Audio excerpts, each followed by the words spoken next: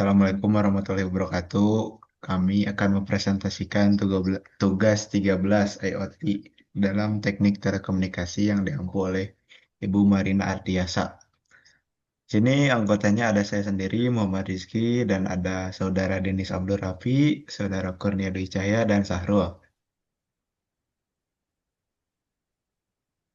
Yang pertama, IoT di bidang pertahanan nasional Indonesia. Menempatkan konektivitas digital untuk keamanan nasional adalah prioritas. Fokusnya pada revolusi industri 4.0 dalam alutsista dan operasi militer. Ini berpotensi meningkatkan efisiensi dan kapabilitas pertahanan Indonesia secara signifikan. Anggaran pertahanan Indonesia mencapai 225,7 triliun pada APBN 2024, setara 0,9% dari PDB dunia. Next.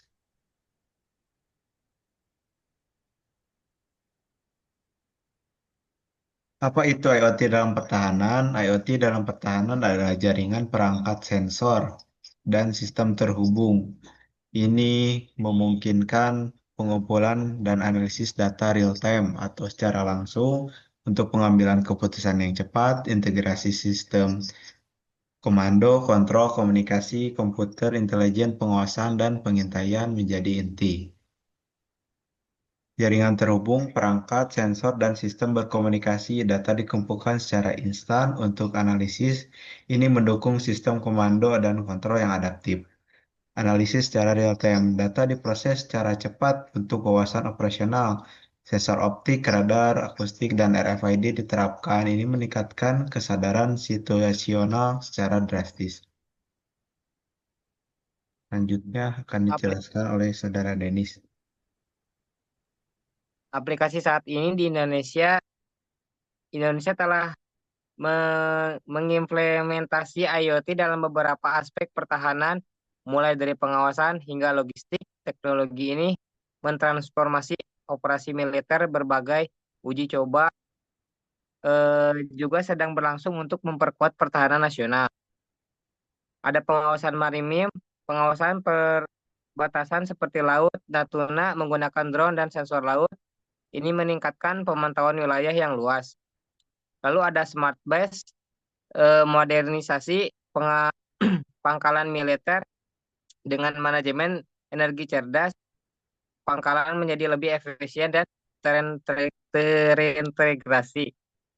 Lalu ada logistik berbasis IoT, sistem logistik melacak aset dan mendukung pemeliharaan prediktif. Ini mengoptimalkan rantai pasok militer. Dan yang terakhir ada sistem peringatan dini, uji coba sistem peringatan dini berbasis sensor di area rawan bencana atau konflik. Ini memberikan respon yang cepat. Manfaat bagi pertanian nasional. Eh, Manfaat bagi pertahanan nasional. Penerapan IoT membawa banyak manfaat signifikan bagi pertahanan nasional Indonesia. Ini mencakup peningkatan kemampuan operasional dan pengambilan keputusan yang lebih baik. Sumber daya juga dapat dioptimalkan secara efisien. Kesadaran situasional, peningkatan kesadaran situasional real time sangat krusial. Informasi akurat mendukung respon yang cepat.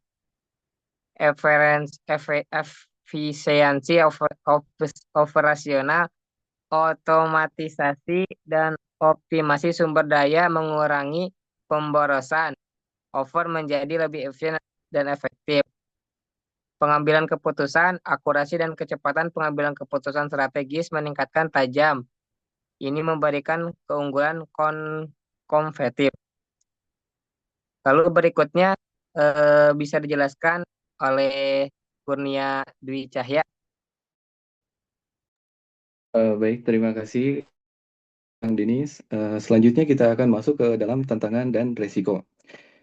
Implementasi IoT di bidang pertahanan tidak tanpa tantangan, ancaman cyber, keterbatasan struktur dan biaya tinggi menjadi perhatian utama. Mengatasi hambatan ini penting untuk keberhasilan jangka panjang. Di sini ada poin-poinnya, yaitu ada dari ancaman cyber, infrastruktur kritis dan data sensitif, rentan serangan keamanan cyber menjadi prioritas utama.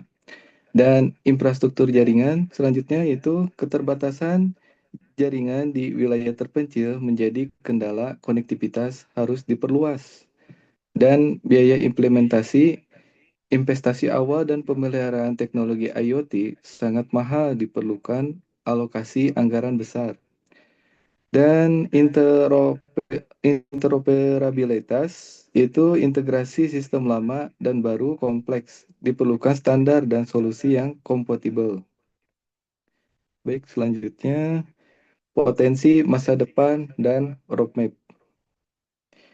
Di sini masa depan IoT dalam pertahanan Indonesia menjanjikan dengan roadmap yang jelas menunjukkan modernisasi, integrasi dengan AI dan robotika akan menciptakan kapabilitas yang belum pernah ada sebelumnya.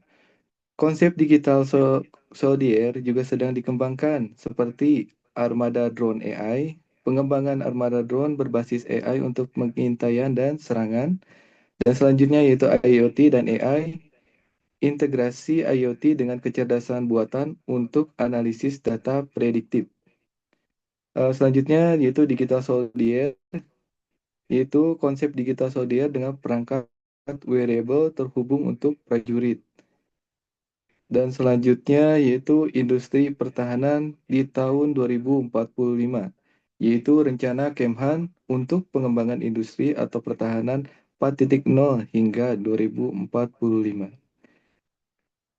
Baik, selanjutnya akan dilanjutkan oleh Saudara Kang Sahrul. Baik, terima kasih atas waktunya buat Kang Kurnia. Mari kita lanjutkan peran industri lokal dan globalisasi.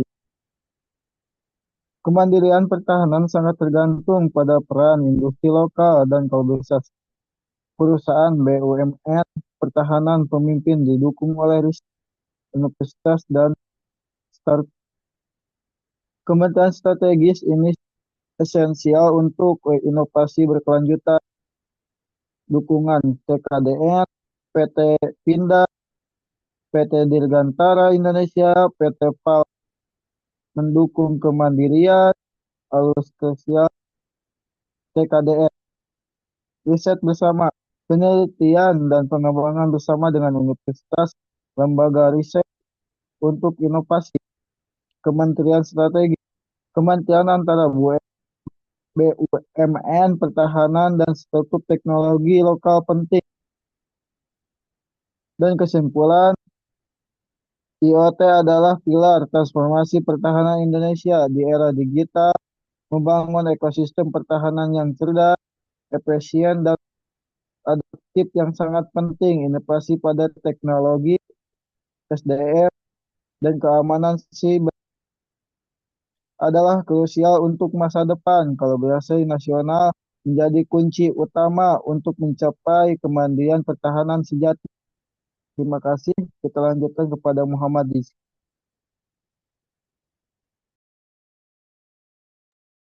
Baik, terima kasih kepada Saudara Kang Sahrul atas pemaparannya.